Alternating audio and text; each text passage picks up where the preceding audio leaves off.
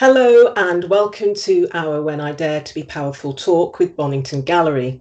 This is the fourth in our series of online conversations, along with our podcasts, where we have been exploring the idea of voice as an agent of change. Our podcasts include conversations with award-winning artists Jatavia Ngari and Alice Lata and community organiser Olivia Lopez Calderon from Skin Mutts. Please do go to our website and have a listen to our podcast conversations, which are varied and thought-provoking. On our website, you will also be able to find links to all our talks, including this one, as well as information about our one-day in-person conference taking place on the 21st of June. The purpose of our When I Dare to Be Powerful conference and talks is to engage in conversation relating to ideas around voice.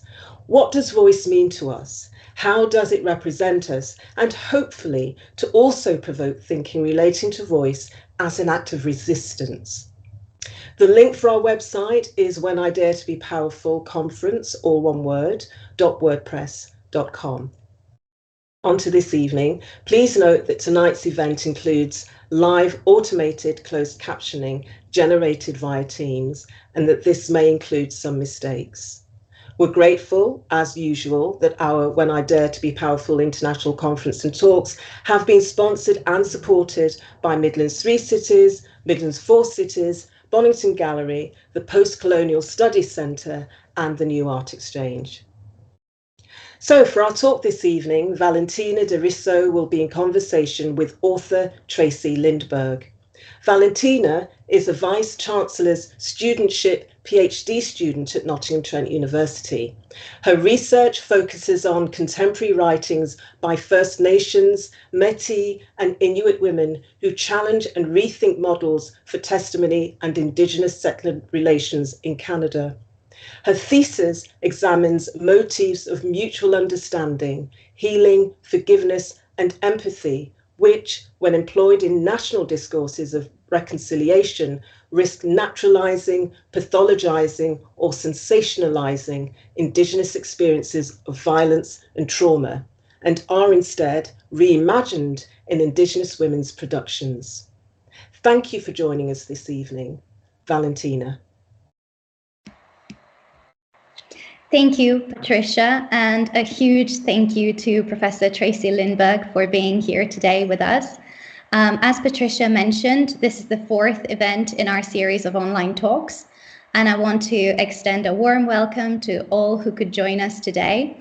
This event is live, and you have the opportunity to type in your questions for Tracey, as there will be some time for a Q&A session at the end of the interview.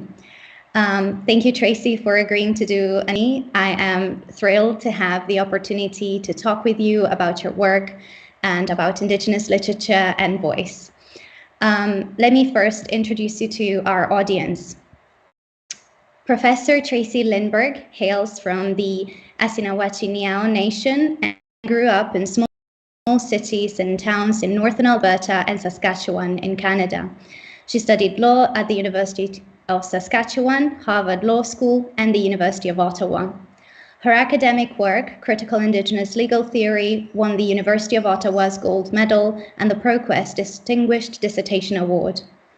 Tracey Lindberg's work with Elder Maria Campbell and Priscilla Campeau in Indigenous Women and Sexual Assault in Canada represents the legal thinking and pedagogy in which she is most interested and engaged, and includes engagement with Cree laws, critical Indigenous legal theory and storytelling.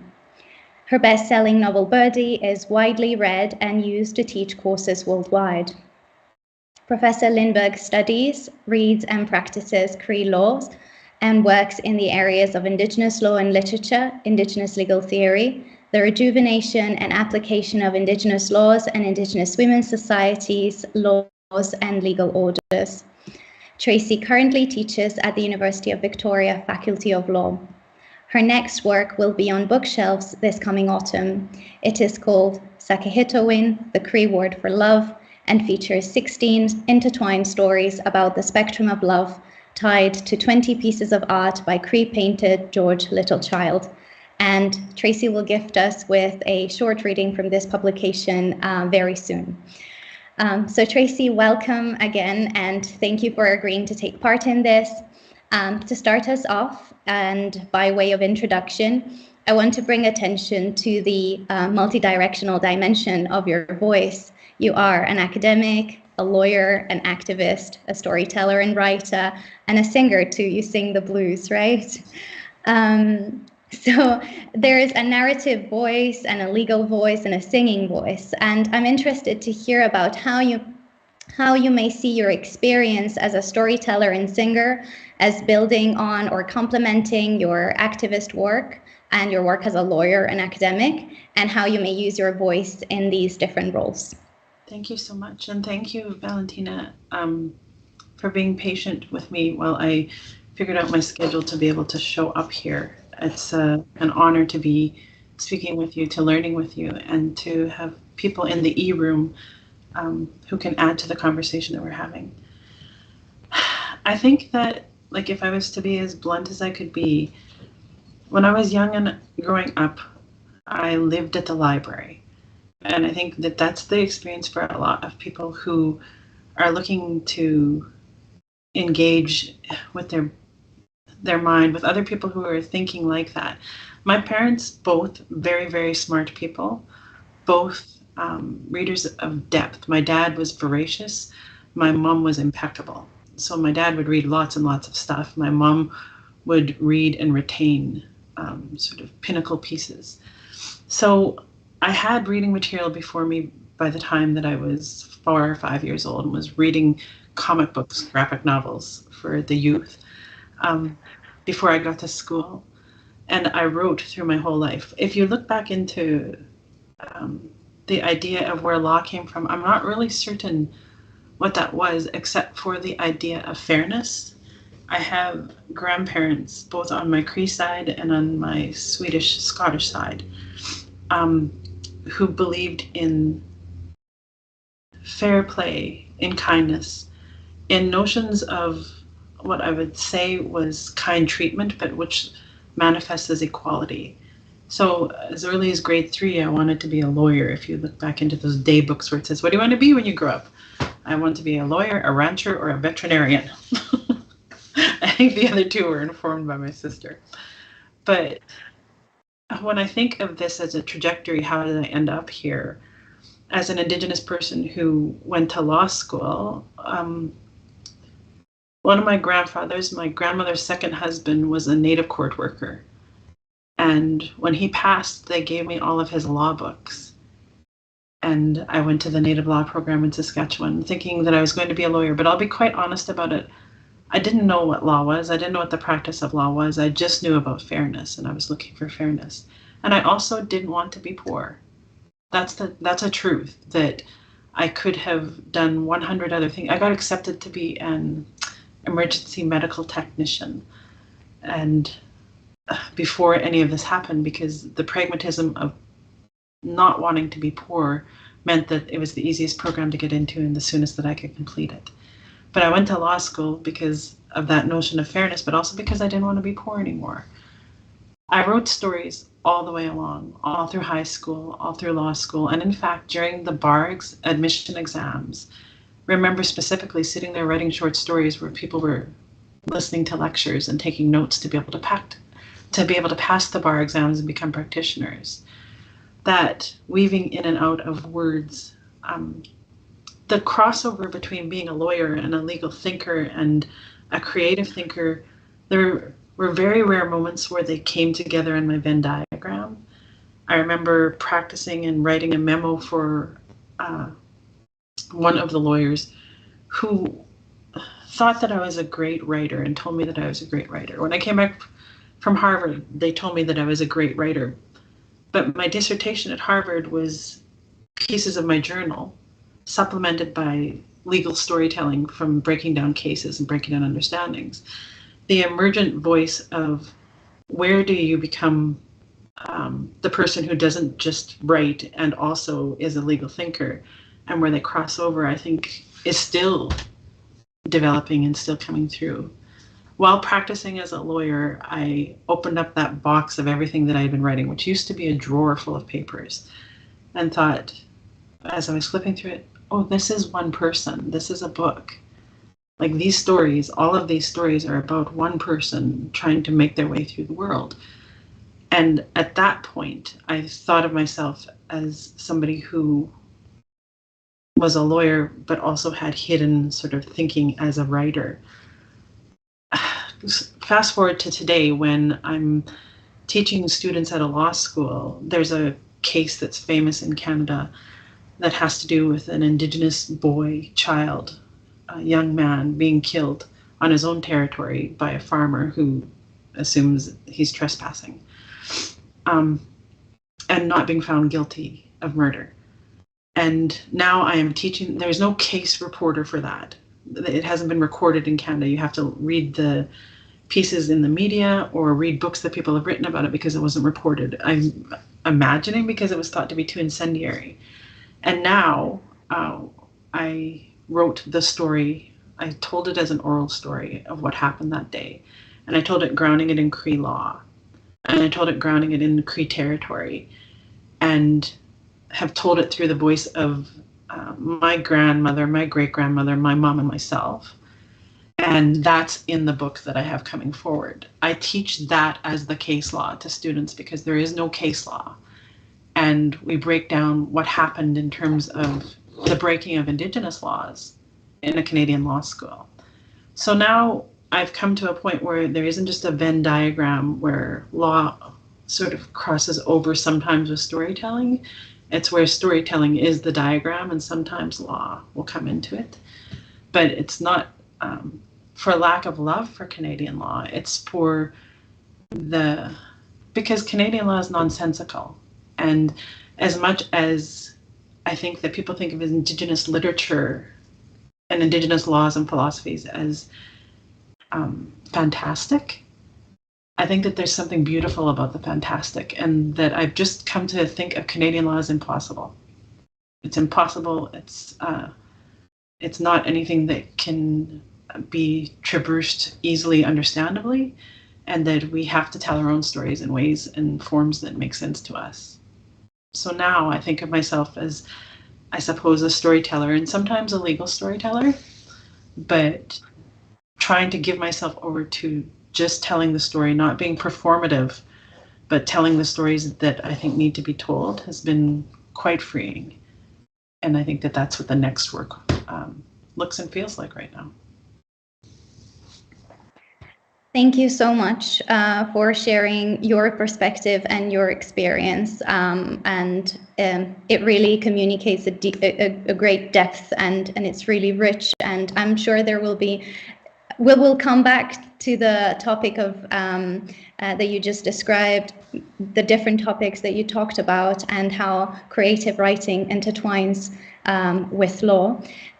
But first, would you like to introduce your upcoming book, Sakehitowin, for us? Tell us a little bit about it, and we will be then delighted to hear you read a segment from it. Sure.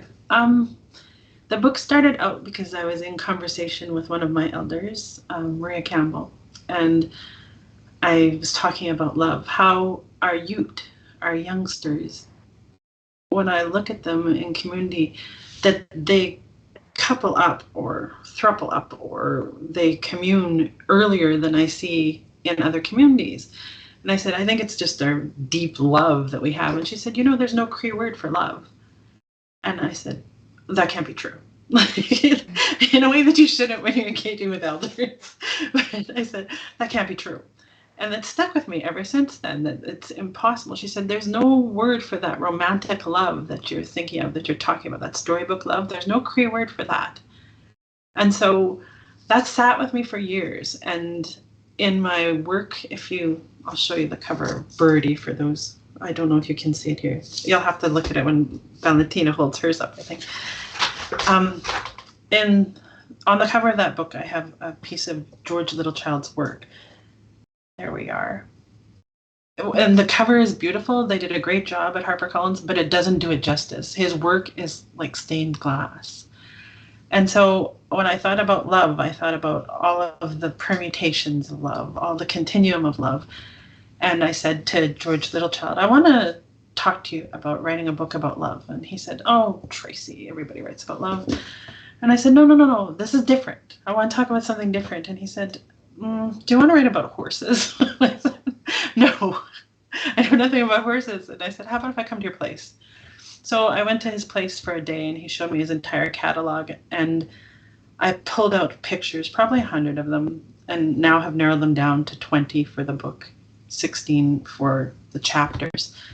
But I said to him, George, I want to talk about love for our ancestors. I want to talk about love for our winged relatives, for our four-legged relatives. I want to talk about love of the Northern Lights.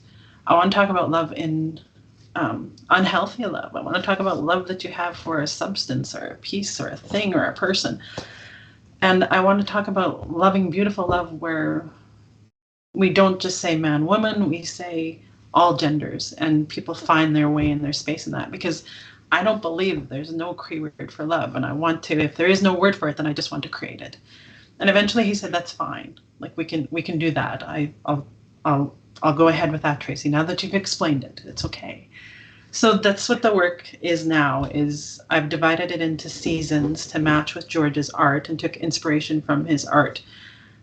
Didn't come in with it with the exception of one piece that was completed, and have been working to be able to formulate 4 seasons, spring, summer, fall, and winter, 4 stories in each season that are tied to a piece of art. And so I've taken inspiration from his stuff. I'll see him again on Sunday, and he'll get a broader peek at what's coming in the fall. But looking for ways to express and be unbound by the pieces and the pieces of formed weight that land on you as a part of being in a colonial state, or being racialized, being an Indigenous person, being told that women do this in ceremony, men do this, trying to be unbound by that and creatively understand what anti-colonial work is, but what decolonized thinking actually is, and decolonized living is, has been a freeing and beautiful and painful exercise. And I hope that people find pieces of themselves and pieces of their home and pieces of their love in it. Thank you. Thank you for that beautiful introduction. Would you like to do a short reading from it as well? I will. I have, this will be the second time that I've done a reading from it. The first one I did at a public gathering in Saskatchewan to talk about that case where the Cree boy was shot while on his own territory. I do that with the permission of the family, but I didn't ask for permission to do that tonight. Tonight I'm going to talk about toxic love, and this brief little piece that I'm going to read to you is talking about the relationship between person and thing, and it's called Mitsu.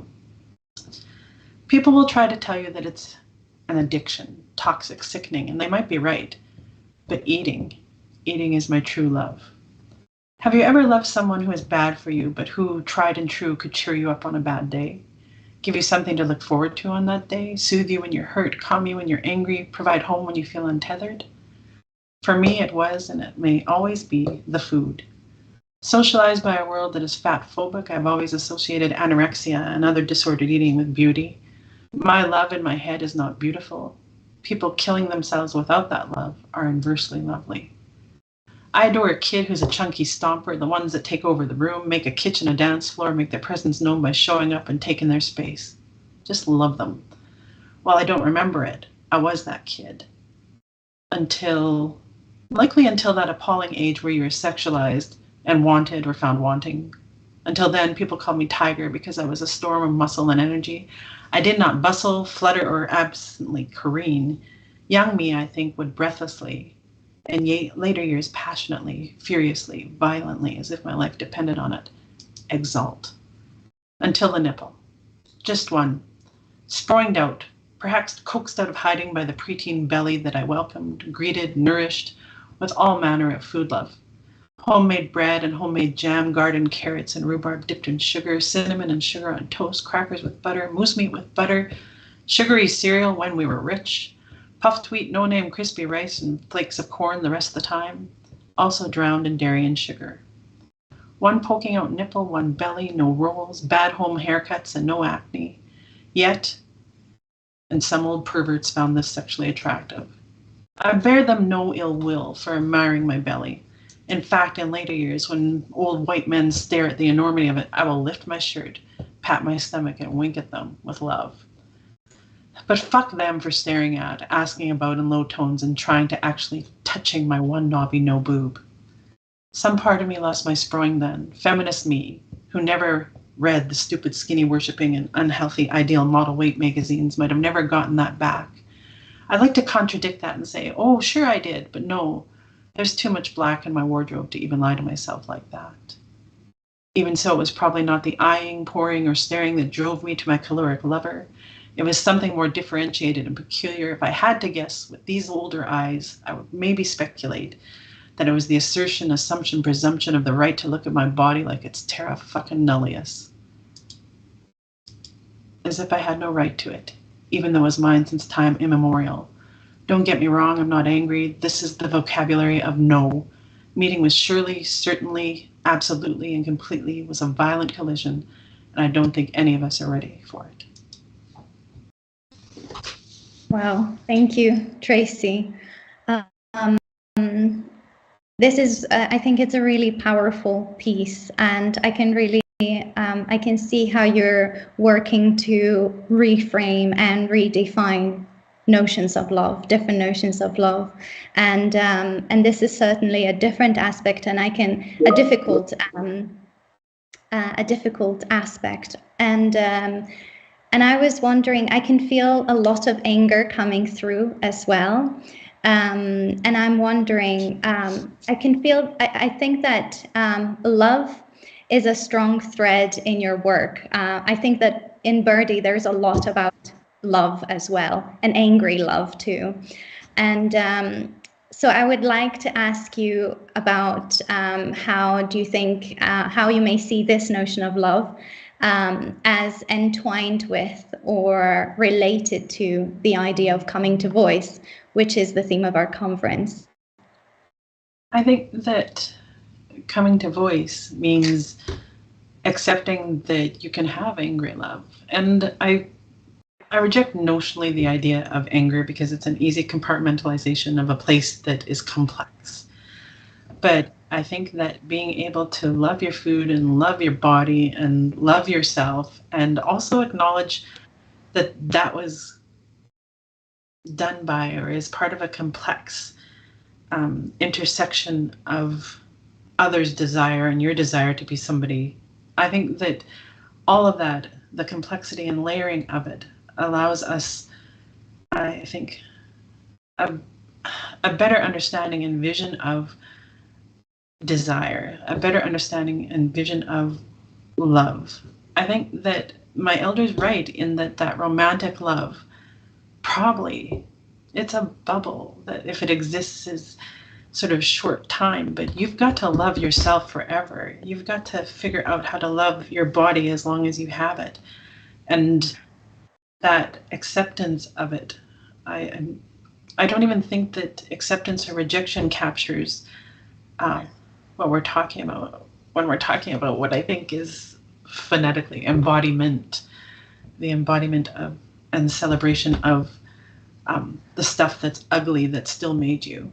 Like I know completely kind people who've been through horrific things, and I don't just want to say they're completely kind people. They're complex, layered people who have radar and understandings and pieces, and those are beautiful, magnificent, even if forged in awful circumstance. So in fitting with the conference and the pieces that people come to, I think that daring to be strong, daring to be powerful, daring to be brave is an important conversation, because it isn't just talking about resistance or resilience, it's talking about jubilance.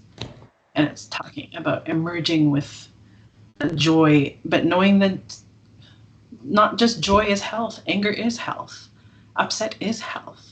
Responses aside, being an active participant in your life means that you get to have reflections that are forged from places where it's very unseemly, where it's very hot. When I say that those old men staring at my belly in the mall and I'm pulling up my shirt, or she is pulling up her shirt and patting it and winking at them, that's an act of love for me more than it's an act of anger or rejection for them. It's just, I see you staring, and you should. It's, it's beautiful. But that idea of staring as just a regular act, not of resistance or resilience, but of being, that you just are yourself and your full self. You accept the pieces that people ordinarily find difficult. Difficulty is beautiful too. Difficulty is love. And so I guess I'm looking for the layering and complexity of it without simplifying it in a way that makes it intellectually accessible as an on-ramp, but people have to drive there themselves. Thank you. Thanks for putting it so eloquently. And it's really, I do think it's a notion of decolonial love, what you're talking about. And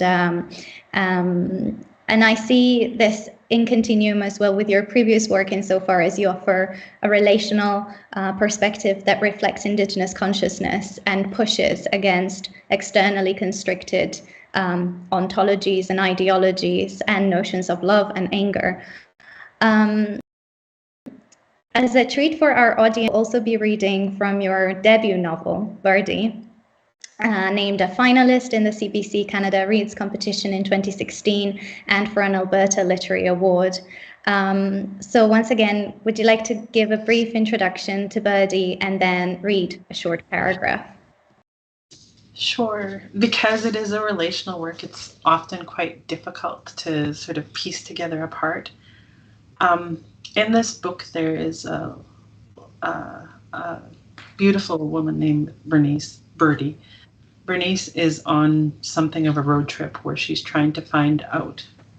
For those who are working your way through the book or trying to work your way through the book, she's geographically lying in a bed at the top of a bakery. While lying in the bed at the top of that bakery, she's working through all of the geography of crime, the geography of colonization, the place where the colonial bombs went off in her life.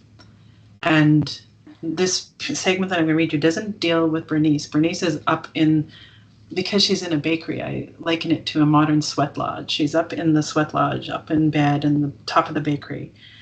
And she has surrounded herself with family who of necessity and circumstance. It's 4 women. 2 of the women are very much alike, but they don't know it. They actually eventually fall in love, but they don't know they're going to. They're called Skinny Frida, which is her Birdie's cousin. And there's also a little old white lady named Lola. Lola owns the bakery and brought Bernice in before Bernice fell into bed. And her relatives start gathering. So her relatives start gathering the women who are going to take care of her. While Bernice is up in bed, Skinny Frida, her cousin, is working in the bakery with Lola, the little old white lady who took her in, who is kind of racist. It actually says that, who's kind of racist in the book. So this piece is about them working side by side, and Skinny Frida, you're inside of her head as she talks about it. She says, Frida worries that Lola's ash will drop into the batch of dough they are working for cinnamon buns. Lola is one of those people who make smoking look terrible, Frida thinks. Her skin is too taut and leathery, and the lines in her mouth are deeply entrenched on what Frida thinks is a surprisingly pretty face. They stare at each other for a moment and both look away, and at their own hands as they pound the dough. Frida's hands are remarkably soft, deep brown with little age showing on them. They are quite nimble and strong. Her fingers ply the concoction, and she frowns with concentration, willing Lola to stop the for love of God talking. She reaches up with a clean finger and flicks on the radio. The music is warm and drum-heavy, and the sound fills the little kitchen. It sounds like an honor song, but she's not familiar with it. She stops cold when she hears Lola singing the song, an octave higher and trilling in between the beat. How the hell? Frida thinks, shocked. Lola, for her part, just keeps on pounding the doughy batter, now to the rhythm of the drum song. There is no way, no earthly way, that this old Muniasquil, that's white woman in Cree, has ever heard the song before, yet there she stands pounding and singing like she's at an intertribal. Frida can't quite get her head around this and quietly resumes her work, listening for some indication that Lola is just making it up as she goes along.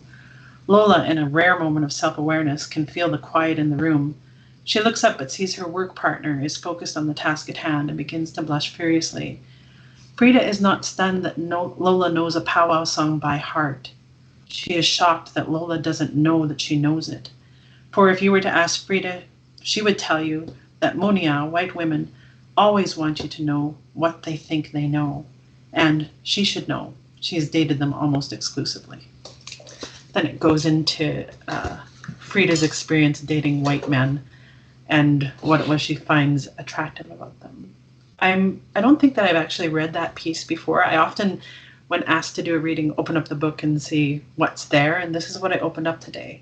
Mm-hmm. And I also thought, in a country with a complex relationship with colonialism, with an idea of Canada working towards reconciliation, that piece to me is not cynical. It's very, very hopeful in that Frida is able to understand that her impossible, a white woman, standing side by side with her singing intertribal songs, is actually fantastic and possible.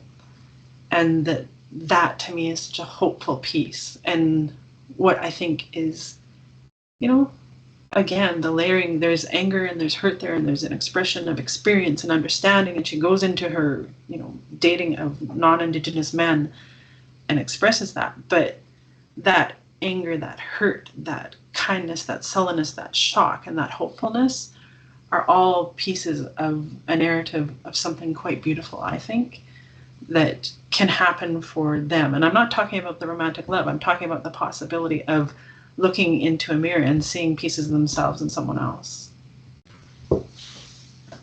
Yes, thank you. I do remember that passage, as well as when Lola sometimes speaks Cree to Bernice as a sort of gift, which is also fantastic, as you're saying, as she doesn't speak Cree, but it does feel like an act of caring.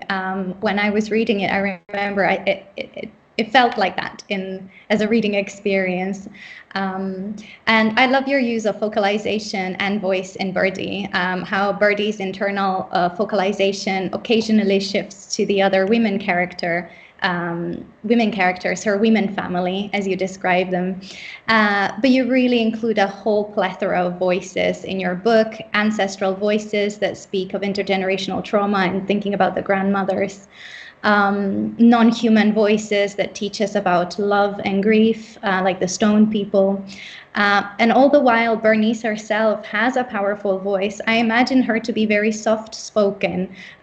She's quiet, and most of the time she's in her sleep, but at the same time in her wake sleep, actually, because it's not exactly a sleep. But she does have a very powerful voice, I think. So I was thinking, if you were thinking about voice and narrative voice when you were writing it, or if it just came through it flowing.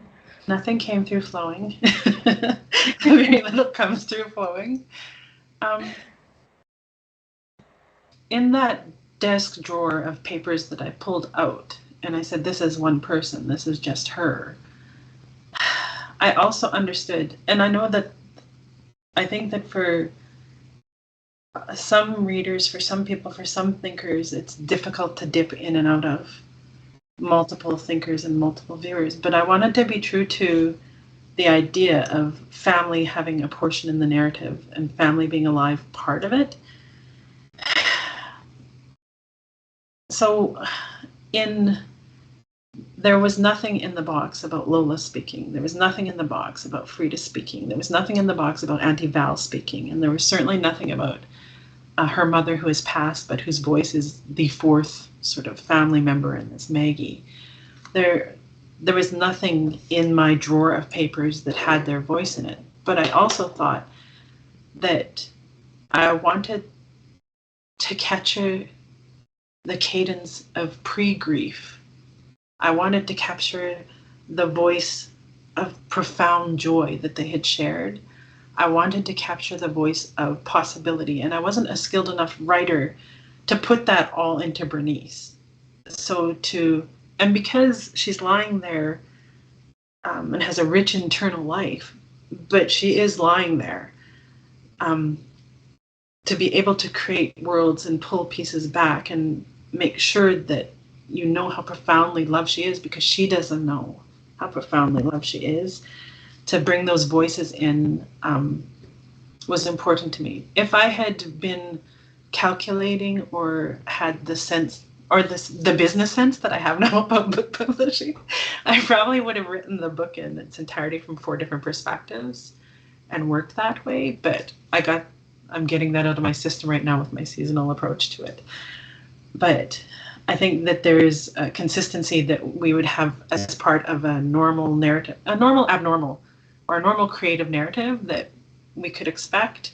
And I think that I probably would have succumbed to that over time if I'd been a more experienced author. But I'm glad that it came out blunt like a cracked rock. Yes, I also wanted to ask you about visibility. So in Birdie, you give us a protagonist who goes through so much trauma, including childhood abuse and family violence, experiences in foster care and homelessness, a period in a psychiatric hospital. And you also foreground the issue of missing and murdered through the pain of a daughter whose mother has gone missing, and the risks of disappearing that Bernice experiences herself. Now, you imbue the story with an exquisite humor and a lightness as well that does not deny the profundity of the pain, and yet still find room for joy. But still, these painful realities are unfortunately too well known to an Indigenous audience, while they're less known to a mainstream Canadian or European audience beyond stereotypes and misconceptions. So how do you see your work as having an impact on Canada? Do you hope increased visibility of Indigenous stories may impact changes in public perceptions and politics?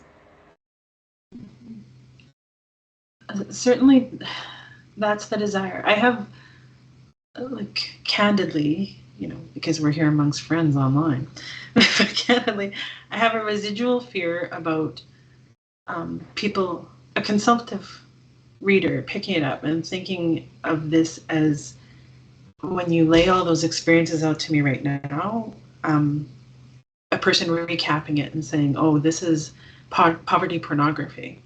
I have difficulty with the idea that that might be a place where people hop in and hop off without tenderly engaging with the work, because you can't provide anything other than the space for people to be able to do that. How they engage is their own piece. So I want to have a piece that when I first wrote it, I thought I was writing the book that I wished I'd found on the shelf when I was 12 years old at the library.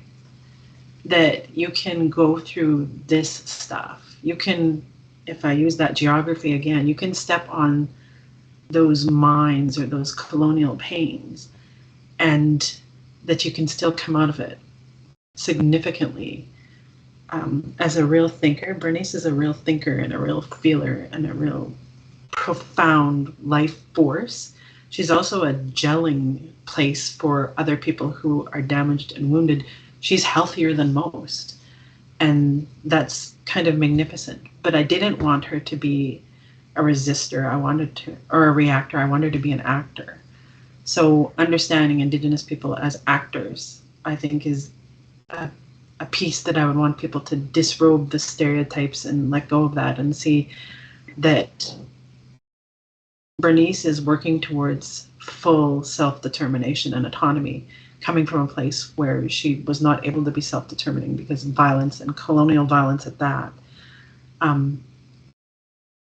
prescribed a lot of the experiences that she would have, but they didn't actually prescribe who she was to become, or the strength she was going to have or not have, or what health was going to be for her. She's still angry at her cousin. She's still angry at Lola. She's still angry at her family. She's still a hurt person. But with all of that, I think I want people to understand the complexity of it, that you get to be all of those things and still be a good person and make some choices. And as far as the stereotyping goes, if people are going to stereotype anything and simplify anything, then I want you to start simplifying your understanding about the impact, the reality of genocide, the impact of that colonial bomb going off in a person, not just a place, not just a community, not just a life, not just residential schools, theoretically, but in the life of one person trying to figure out how to hug. That, I think the gift that Bernice gave to me was being able to purely love somebody who I would have just thought of as damaged. But I think what I have come to understand her as is a person who has gone through all this but is not damaging. And that, to me, is beautiful.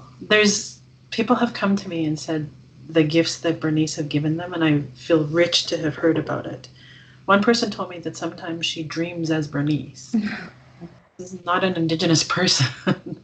She dreams as Bernice, like she wants to see the world through that. And I'm moved by that to this day, that something on the page was able to bring that to a person where they could have that level of empathy and kindness and not sympathy, pure empathy. Somebody else got a tattoo of a freeing bird on themselves because Birdie freed them.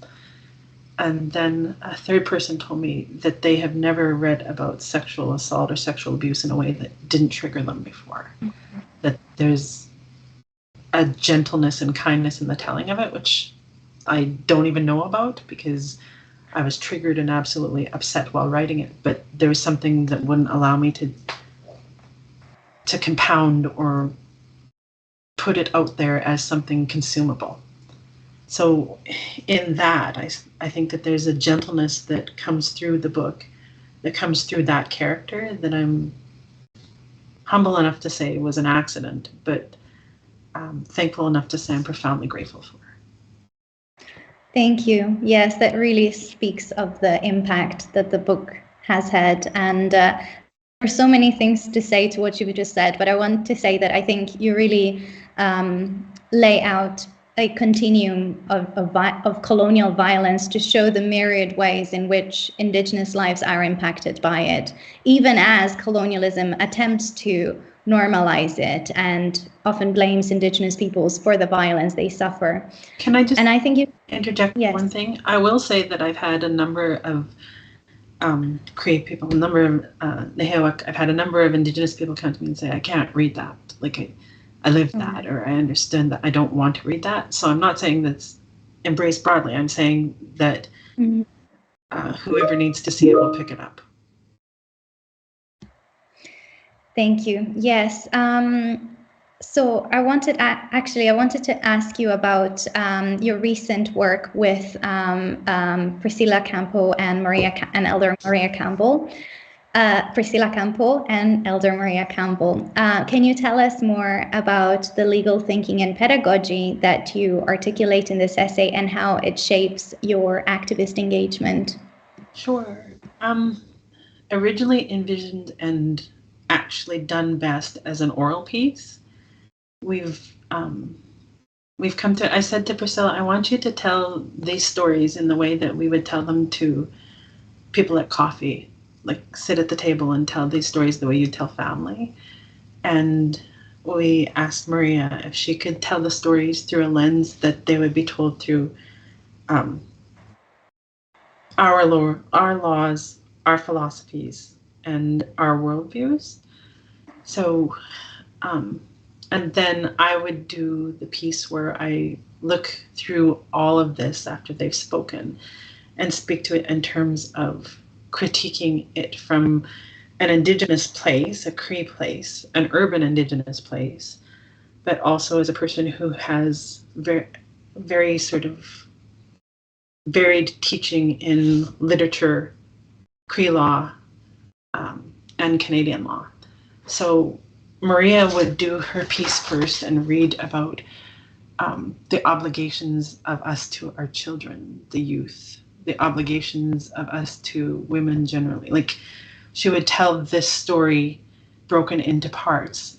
After she tells the story of spring, then Priscilla would, or people who are in their youth, Priscilla would come in and tell the piece about, she would tell her family, and it includes a family member for her who was sexually assaulted, tells the story of the effect and impact, but also from that place of not just preservation, but centering of Indigenous understandings. So in a place that is completely violent, she's telling the story in the first person. And it's moving and profound for her to do it. And then I do it in a way that makes it intellectually accessible to lawyers and other thinkers, which is the least interesting part of it, I think. But we had done this conversationally amongst each other before, saying, like, why is it so damaging that it's women? Why are women being attacked? Where is this coming from? And what does it achieve in a colonial sense? And what does it require of us? What does it potentially break down? What is the additional damage that takes place when it happens to matriarchs and when it happens to babies? So we've had that conversation, and then I said, why don't we start to think about talking about this in public and what that would look like? So then we formed it as an oral conversation, and then we transcribed it and wrote it at the last minute, and it got put into a book. So people have access to the book and the paper. It's kind of an analogy for the contemporization or recording of Indigenous stories. The paper version of it isn't as strong or as beautiful as the first conversation that we have over a kitchen table. And it's not as strong as the oral presentation that we would do of it in front of a collective. But it is the piece that's accessible and identifiable to a broader group of people who probably need to see it.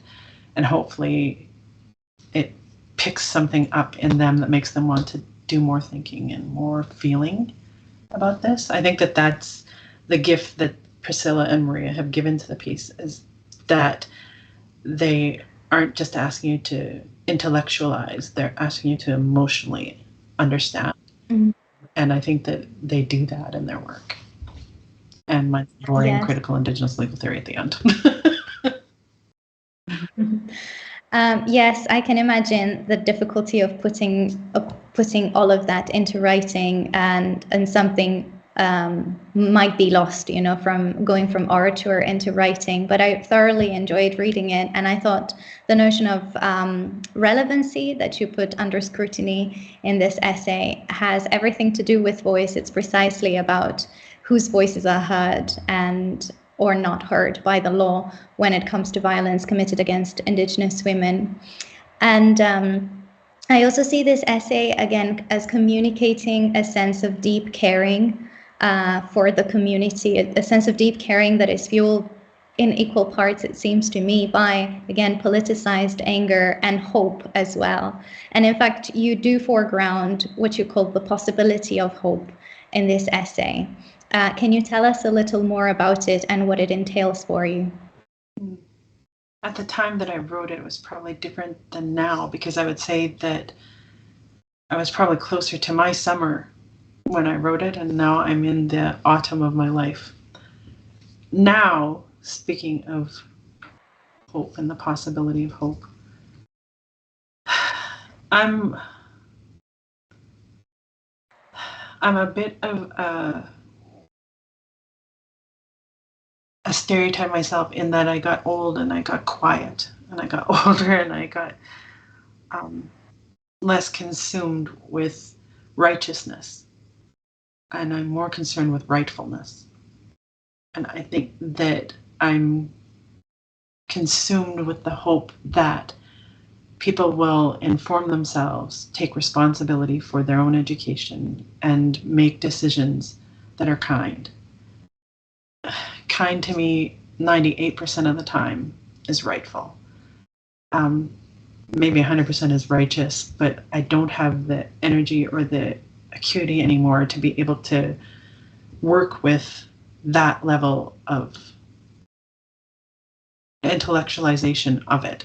Now I understand the profundity of emotionalizing it and being able to give voice to that. Hope is intellectual, absolutely, but hope is an emotion, and I think we need to write actively as activists from that place of hope. So that piece might have been an early piece of intellectual activism, and now I think I live that, and that I'm trying to put that out into every space that I go into, that hope as an ethos, hope as, and I love this in my friends, I love this in my partner. I chose my partner because they are a person of hope. That idea of hope is completely loving because it has the possibility of things in it that an angrier, younger version of me would not believe possible, such as forgiveness, such as mutuality of goal, if not of beliefs. And in terms of what I think, I have an idea of what reciprocal relationships look like now that I think I didn't understand before, and they are much more hopeful than they were in the past. I'm trying to find ways to be as anti-colonial, decolonial, post-colonial, whatever that looks like. I'm decolonizing in my own thinking and taking responsibility for it, but also gentle in the way that I pass this on to people now. They're angrier, and I don't want to besmirch or take away the weight and relevance and importance of anger, but there are people younger and more affixed to that intellectualized emotional space, and I invite people and tell people to fix their gaze on that because it's important to learn from there. That's just not my gaze right now. I'm really struggling not to be just a bitter person who's taken those experiences and understandings and had it cemented, hardened within me, and then trying to translate or throw that at the world, because I've seen that. And I'm still trying to engage as hope as a gentle, pedagogical, and ontological space from which to encourage myself, people I love, and then people I don't love and disagree with, maybe. There are people I love who I disagree with. But for people whom I don't share space with, I probably won't share space with them. I'm not inviting that, but I am engaged in the active pedagogy of hope that people will be able to come to a shared understanding of what is the beautiful for us, even if it's culturally informed and historically informed and systemically informed, that there's a place where we all love our kids. We all want to be able to ensure that people have the right to joy, and it has to be a part of that. Thank you very much, Tracey. What you said made me think about radical hope, which Kim Tolbert describes as an opportunity to weave stories that do not entail redeeming the state, but caring for relations and for one another. And this really brings us back to the beginning of our discussion and the idea of decolonial love. So it's just beautiful how we're going through a circle as well. I think it's time now to move on to the questions from the audience. So Trang asks, are your creative storytelling and legal storytelling intertwined with and informed by each other? Yeah, I think that's a good question. I think in the beginning that I thought of them as separate camps, and that I had to visit the legal camp to pay the bills, and that the creative camp would never pay the bills. And that's actually true. To this day, that's actually true. But I don't think of them as camps anymore. I actually think of them as spaces which need to be combined, and we can't rely upon. I will say that students have been my greatest teachers. Learners have been my greatest teachers in this regard, who say to me, instead of writing, an essay on this, can I write a journal reflection? Instead of writing a journal reflection, can I draw a piece of art? Can I, like, that idea that we have to separate it, I think, is a very potentially homogenized, westernized version of it. and that, of course, law is engaged in art. Law is a part of story. There's an author from Treaty 6 territory named Sharon Venn. Sharon Venn tells the story of the engagement with Her Majesty, with the Queen at the time, with our peoples during treaty making, and how recording that on a piece of paper, to me, that's representative of law. That's Canadian law. That's international law. That's the law of the Commonwealth. That written version of the treaty is what law has felt like and looked like. What Sharon Venn talks about is the promises that were exchanged on that day of treaty making, and how those promises were exchanged and went up in pipe smoke to the Creator, and that's a treaty. That's the story. That's the actual legal story. And to me, that's the case law, if we have to use that language. That's the precedent. And for me, as a storyteller, telling you this now orally, acknowledging the sources where those pieces come from, but also being able to create now the understanding that, so what do I get from that? I get that a treaty is not written. A treaty is forever. It's inviolable. It's something that you send up to the Creator. So breaking has treacherous circumstances. But I also understand from that, the treaty is not just between nations. That treaty is also between, we should focus on treaties between Indigenous nations. We should focus on treaties. That sanctity, that serious storytelling has to evoke and provide contextualization and discussion of the pieces that have been violently married to paper, and allow us to be able to understand the expression of the smoke and discussion with Creator in other innovative and creative ways. My role as a legal storyteller is to move from the paper, understand and do the work to be able to engage with, have those oral traditions passed on to me by other people, including Sharon Venn, and then as a creative to start to piece together the possibility of a treaty between a mother and a child. That sanctity and that understanding, that if a treaty is love, then what it is to transpose that love from nations to bodies to spirit. So creatively, there are places where I have to say, well, here I am going to break down the case law. And there are people within my profession, Indigenous lawyers and thinkers, who creatively do that, but never call it creative writing. But what I think it is just an expansion of the spaces, or pushing at the boundaries of the discipline, or moving away from the discipline and saying, this is the vantage point through which we're going to discuss this. To me, that's the creative process, is taking responsibility for your own education again, learning the oral traditions and pieces behind it, and then creating possibility or possible thinkings, understandings, pieces that exist outside of the narrative that you have access to, because we don't have access to all the pieces that we need anymore, but we certainly were able to create and imagine and build things from our brains and from our spirits before. I think that part of this whole entire question being asked is whether or not we're going to subscribe to the fundamentalism of paper and law and other people's versions of it, or if we're going to open ourselves up to the expression of it in ways that are natural and occurring in the daily. So I write stories about lawful relations, and I tell them creatively. Thank you so much. Thank you for your words. This was really, it was really moving, actually. I have a question from Char, who asks, what grounding techniques did you utilize while writing about something so horrific? Because of your bravery, I will write my own story someday. Oh, thank you. That's beautiful, Char. Thank you. You will find your own grounding techniques, whatever those are.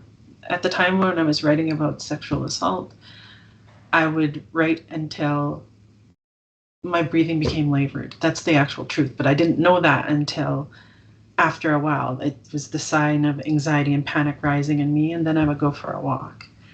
One of my elders said to me, we have a ceremony called smudging. There's a women's smudge and a men's smudge, and I come from a place where sweetgrass, which is often thought to be for everyone, but grounded in men's traditions. I come from a place where sweetgrass is normalized and utilized. I now use also what is called a women's medicine to smudge. But my elder said to me, you smudge the page, and you smudge the computer, and you smudge your keyboard, and you smudge yourself.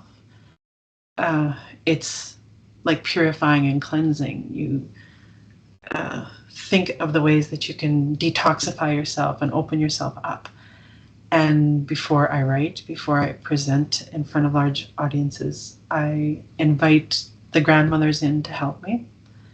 And I smudge and take care of cleansing the space to the degree that I can. And if I make mistakes or if I stumble within that, that's okay too, because that's part of what was going to happen anyhow.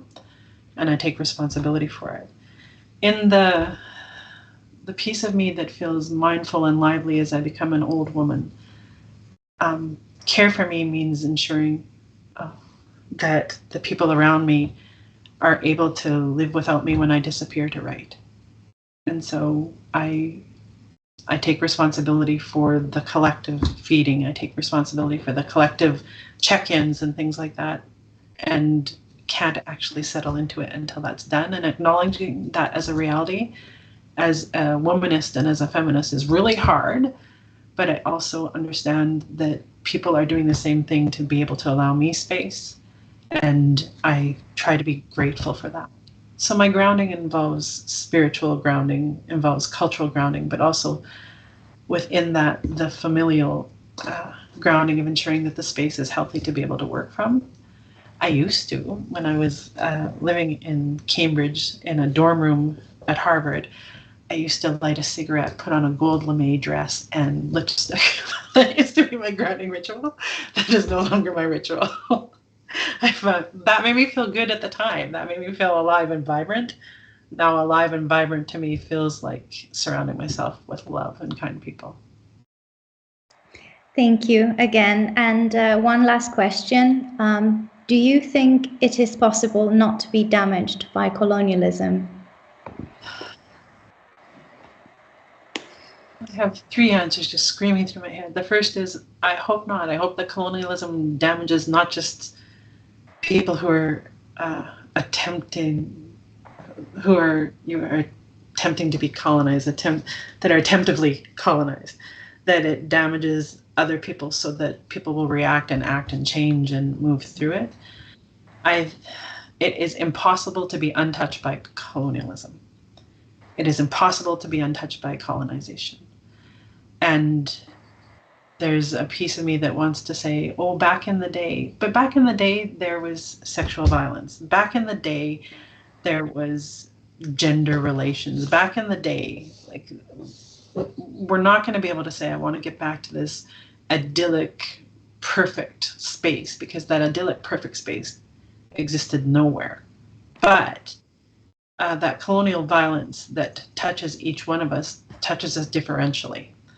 And I think that part of it is being able to understand the difference between a bruise and a head wound, and trying to look towards your responsibility and obligation as a person who even benefits from colonization, to be able to look to the harm that it does and not participating, perpetuating, and actually standing up and fighting for portions of that.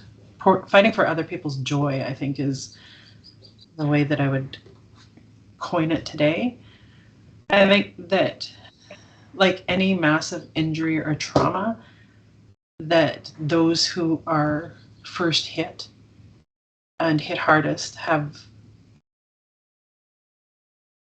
a lot of self-care and dedication that they have to commit to taking care of themselves.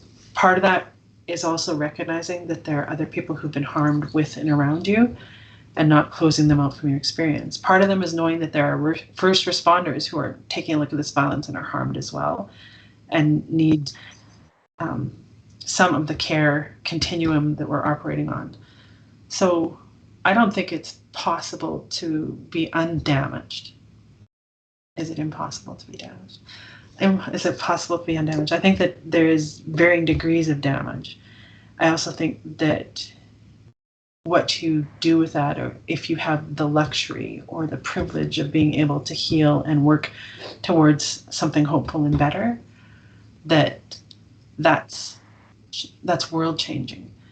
But I don't want the world changing to be incumbent upon the people who are most harmed.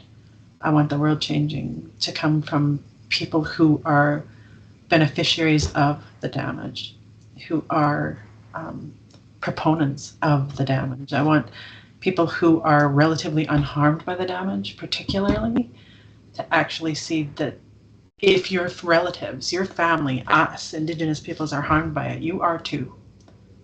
And that part of your responsibility as family is to make sure that your family is cared for. So is it possible to be undamaged? Yes, there are people who actively benefit from it, but it's still damaging, if not in an economic, social sense, then in a cultural, spiritual, and physical sense it harms. That's as close as I can come to it at the end of an hour of really thinking it through.